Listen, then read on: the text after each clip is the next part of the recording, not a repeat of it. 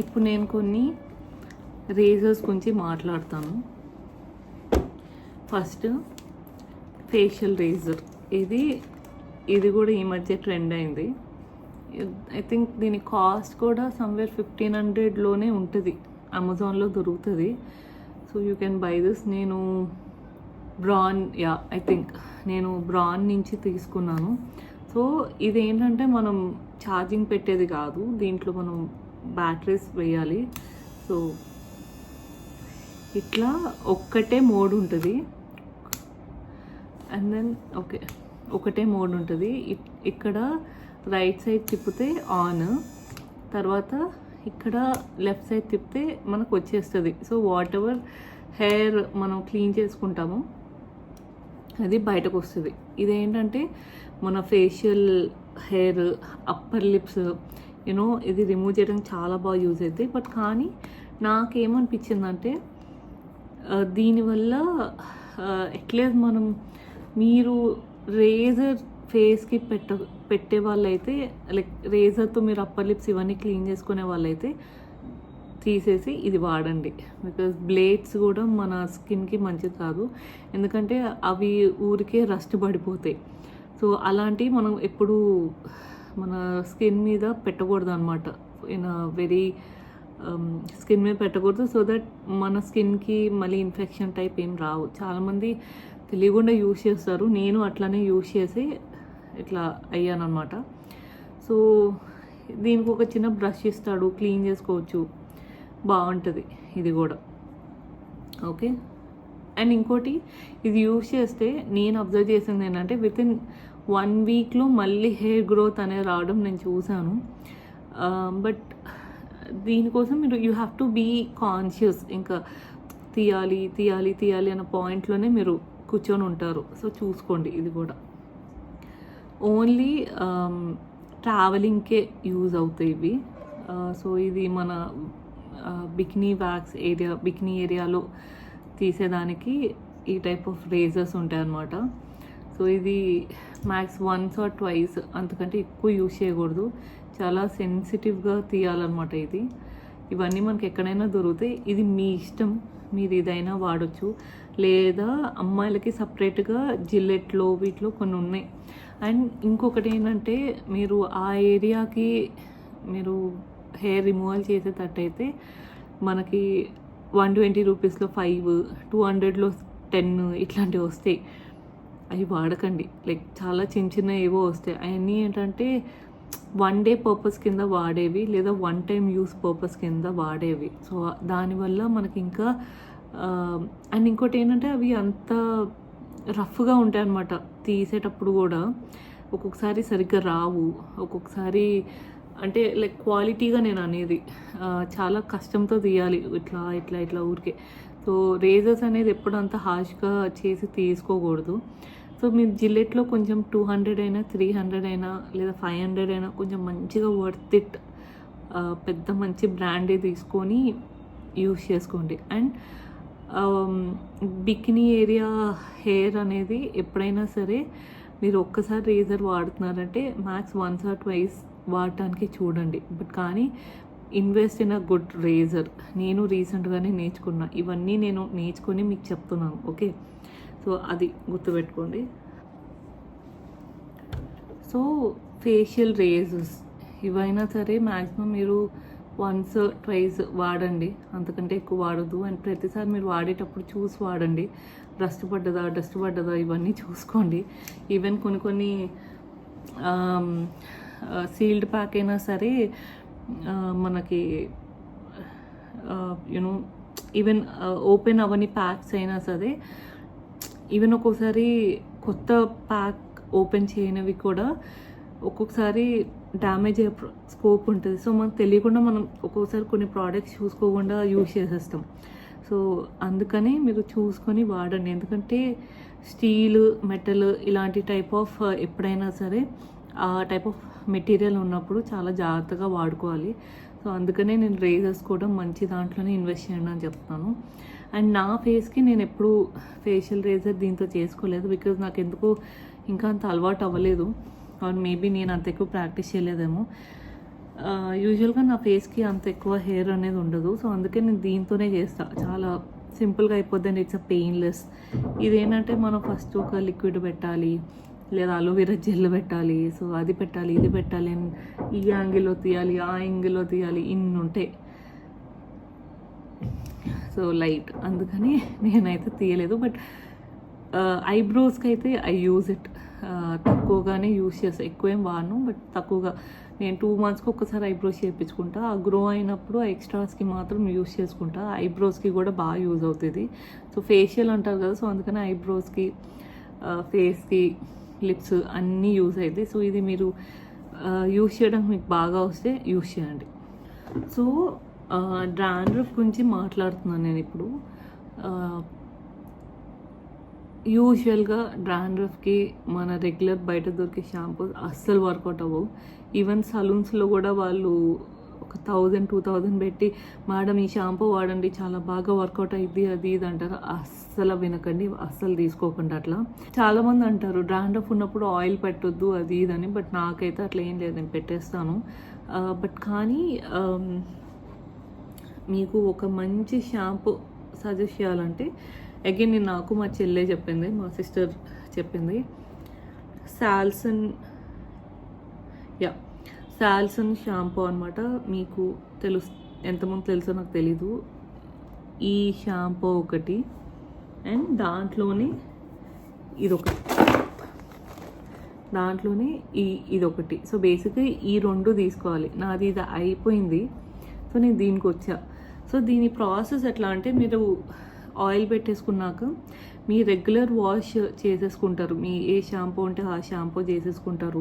నేనైతే twice compulsory షాంపూతో rinse చేసుకుంటాను. ఆ తర్వాత ఈ షాంపూ వాడాలి మనం. ఈ షాంపూ అయిపోయిన తర్వాతనే ఈ షాంపూకి రావాలి మనం. ఓకే, సో ఈజీగా ఇది 2-3 months వరకు వాష్ వస్తుంది మనకి. సో మొత్తం నీట్గా అప్లై చేసుకొని తర్వాత మీరు హెయిర్ వాష్ చేసుకొని కండిషనర్ కూడా పెట్టుకోవచ్చు. సో సరిపోద్ది. 2 మళ్ళీ ఇది వాడి మళ్ళీ ఇది వాడకూడదు. సో నార్మల్ షాంపూస్ కాకుండా గ్రీన్ కలర్ షాంపూ పెట్టి మళ్ళీ ఎల్లో కలర్ షాంపూ పెట్టి అట్లా చేయొద్దు.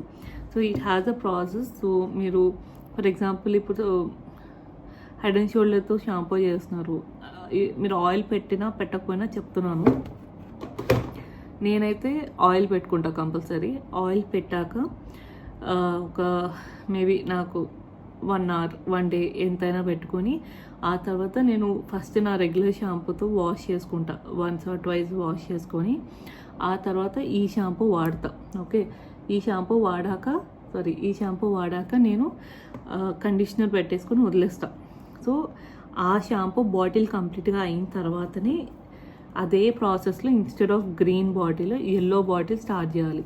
సో మీకు మోస్ట్లీ గ్రీన్ షాంపూ అయిపోయేసరికి మీకు చాలా చేంజెస్ కనపడతాయి. Trust me, this shampoo really works. నాకైతే డాండ్రఫ్ ఇప్పుడు లేదు. ఇంతకుముందు ఎట్లా అంటే అసలు యాంటీ డాండ్రఫ్ షాంపూ ఎన్ని వాడాను, ఎన్ని హోమ్ రెమెడీస్ వాడాను. కర్డ్ అని, లెమన్ అని, అదని ఇదని ఏవేవో పెట్టాను. బేసిక్గా మన స్కాల్ఫ్కి లెమన్ అనేది పెట్టకూడదు, ఇట్స్ నాట్ గుడ్ అంటారు. ఓకే, స్కాల్ఫ్కి పెట్టకూడదు, హెయిర్కి పెట్టొచ్చు.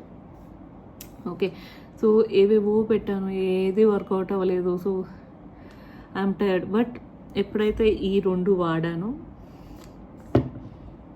ఇప్పుడు నాది గ్రీన్ కలర్ షాంపూ అయిపోయింది. సో నేను మళ్ళీ 2 weeks 3 weeks అయింది. నేను ఇంకా మళ్ళీ ఈ సాల్సన్ షాంపూ రిలేటెడ్ ఏది వాడలేదు. నార్మల్ షాంపూ కండిషనర్ చేసుకొని వదిలేస్తున్నాను.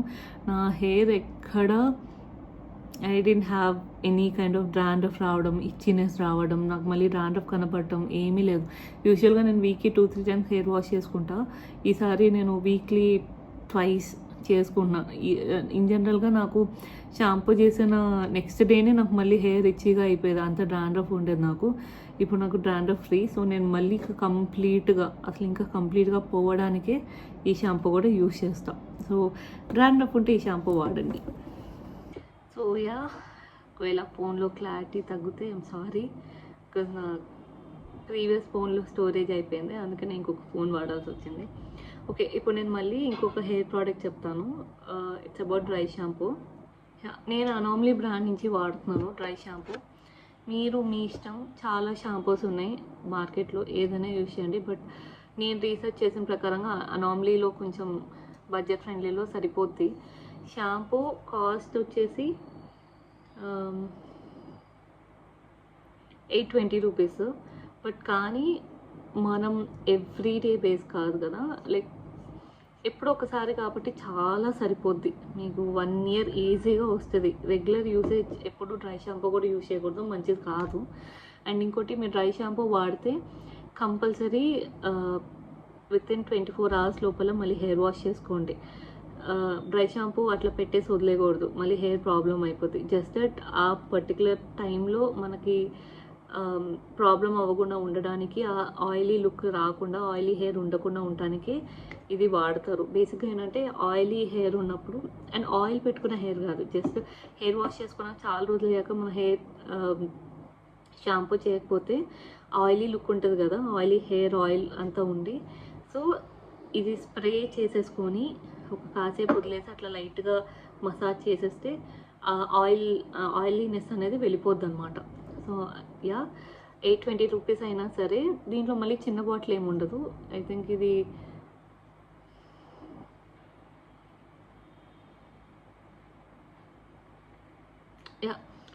చిన్న బాటిల్ ఏమి ఉండదు, పెద్ద బాటిలే ఉంటుంది, ఒకటే సైజు ఉంటుంది. బట్ కానీ ఈ బ్రాండ్లో షాంపూలు, కండిషనర్ కంటే ఇది ఒక్కటే బాగుంటుంది. సో దాంట్లో కూడా యాంటీ డాండ్రఫ్ షాంపూస్ అని, హెయిర్ ఫాల్ అని ఏవేవో ఉన్నాయి. ఏమీ వాడకండి, చెప్తున్నాను కదా.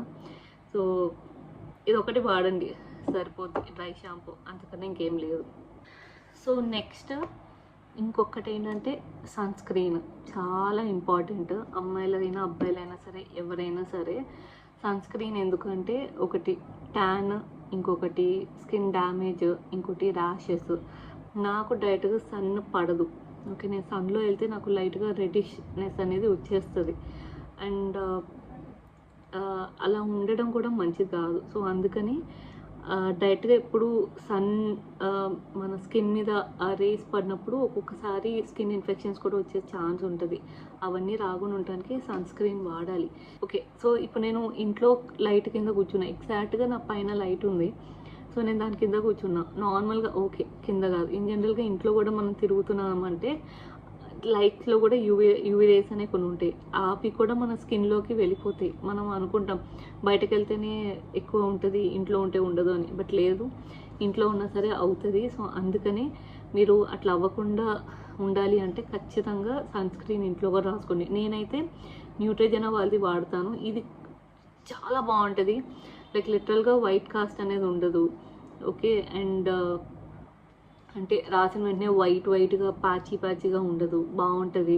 సో యూనో కొంచెం ఆయిలీనెస్ అనిపిస్తుంది, స్టిక్కీనెస్ అనిపిస్తుందేమో. బట్ కానీ మీరు పౌడర్ కానీ ఏమన్నా, నేనైతే యూజువల్గా క్రీమ్ పెట్టేసుకున్నాక పౌడర్తో మళ్ళీ అంతా కవర్ ఇట్ అప్. సో చాలా అంటే చాలా బాగుంటుంది. అండ్ ఒక 5-10 మినిట్స్ ఉంటే ఆయిలీనెస్ కానీ స్టిక్కీనెస్ కానీ అంతా పోతుంది. బట్ కానీ నేను వాడిన దాంట్లో ఐ థింక్ నేను లాస్ట్ 5-6 ఇయర్స్ నుంచి వాడుతున్నా. ఇది చాలా బాగుంటుంది, ట్రస్ట్ మీ, లైక్ నిజంగా బాగుంటుంది ఇది. సో సన్ స్క్రీన్ కూడా కంపల్సరీ మెయింటైన్ చేయండి. సో ఎప్పుడైనా సరే బ్యాగ్లో ఒక టిష్యూ పేపర్ పెట్టుకోండి, లేదా వెట్ వైప్స్ అనేది పెట్టుకోండి. బికాజ్ ఎప్పుడు మనకి ఎలాంటి యూజ్ వస్తుందో తెలియదు. సో అవన్నీ మీరు క్యారీ చేసుకోండి, చాలా యూజ్ అవుతుంది. Lip balm must and should, ఎందుకంటే లిప్స్ ఊరికే డ్రై అయిపోద్ది. సో ఈవెన్ లిప్స్టిక్ పెట్టుకున్నా, లిప్ గ్లాస్ పెట్టుకున్నా సరే మొత్తం డ్రైగా కనబడుతుంది. సో అది అవాయిడ్ చేయాలి. Any type of lip balm మీరు వాడుకోవచ్చు. ఆ తర్వాత హ్యాండ్ క్రీమ్, నాదైతే చాలా డ్రై అయిపోద్ది హ్యాండ్స్ ఊరికే. సో నేను హ్యాండ్ వాష్ చేసిన ప్రతిసారి నేను పక్క హ్యాండ్ క్రీమ్ అనేది వాడతాను. అండ్ ఇన్ కేస్ ఎవరికైనా మనం హ్యాండ్ షేక్ చేసినప్పుడు లైక్ వాళ్ళ చేయి చాలా రఫ్ ఉంటే బాగోదు కదా. సో మనం ఆ ప్లేస్లో ఉండొద్దు, అందుకని హ్యాండ్ క్రీమ్ కంపల్సరీ యూజ్ చేయండి. So it's really better. And hand క్రీమ్తో పాటు carry a sanitiser also, because ఒక్కొక్కసారి ఏదో wet wipes, anything, please make sure to carry. Because ప్రతిసారి మనం వెళ్ళిన ప్లేస్ ఏది హైజీన్గా ఉండవు. ఆఫ్టర్ కోవిడ్ ఇంకా మనం చాలా కొంచెం ఇంకా చేసేదానికంటే ఎక్కువ చేస్తున్నాం. బట్ శానిటైజర్ కంపల్సరీ తీసుకెళ్ళండి, మంచిది ఏదో ఒక శానిటైజర్ యూజ్ చేయండి. Okay, so after your sanitiser మీ ఇష్టం, మీరు ఏదైనా చేసుకో. And under arm gel or under arm lotion, cream, whatever. Okay, so వాడండి. స్వెట్ రావడం మంచిది కాదు. ఏ డ్రెస్ వేసుకున్నా స్వెట్ కనబడితే కూడా అంత ఉండదు, లైక్ చూడటానికి మళ్ళీ అప్రోప్రియేట్గా ఉండదు. మనల్ని ఎవరైనా చూసినప్పుడు కూడా నేను ఏంటి వీళ్ళు ఇలా ఉన్నారు అని అనుకోకుండా స్వెట్ లేకుండా ఉండడానికి కంపల్సరీ డియోడ్రెంట్స్ వాడండి. ఓకే, ఫైనల్గా ఒక్క పర్ఫ్యూమ్ అనేది క్యారీ చేసుకోండి. ఎనీథింగ్ ఇలా చిన్న పర్ఫ్యూమ్స్ ఏమైనా ఉంటే క్యారీ చేసుకోండి. సో దట్ మీరు ఏమైనా పార్టీస్కి వెళ్ళినా, ఇంట్లో నుంచి బయటకు వెళ్ళిన ప్రతిసారి కంపల్సరీ మనం అట్లా పర్ఫ్యూమ్ చేసుకుంటే ఒక మంచి పాజిటివ్ ఫీల్ వస్తుంది అనమాట. అట్లా అని మరీ ఓవర్గా కొట్టకండి, లైట్గా కొట్టండి, మంచి పర్ఫ్యూమ్ కొట్టండి. ఓకే, సో దట్ జనాలు మనం వచ్చి కలిసినప్పుడు కూడా it will be really good when they come and talk to us. Okay, they smell good అన్నప్పుడు బాగుంటుంది. ఎందుకంటే ఊరికి స్వెట్ లేదా రోజు అంతా ఎట్టెటో తిరుగుతాము, ఆ మట్టి అదంతా వస్తుంది. సో అలా ఉండకుండా ఉండటానికి అలా పర్ఫ్యూమ్ మీరు అలా కొట్టుకొని వెళ్తే ఎవరికైనా సరే ఒక మంచి ఫ్రెష్ ఫీలింగ్ ఉంటుంది. మనమైనా అట్లానే ఉంటాం, మనకి ఎవరితో మాట్లాడితే కూడా వాళ్ళతో అదే ఫీలింగ్ ఉంటుంది.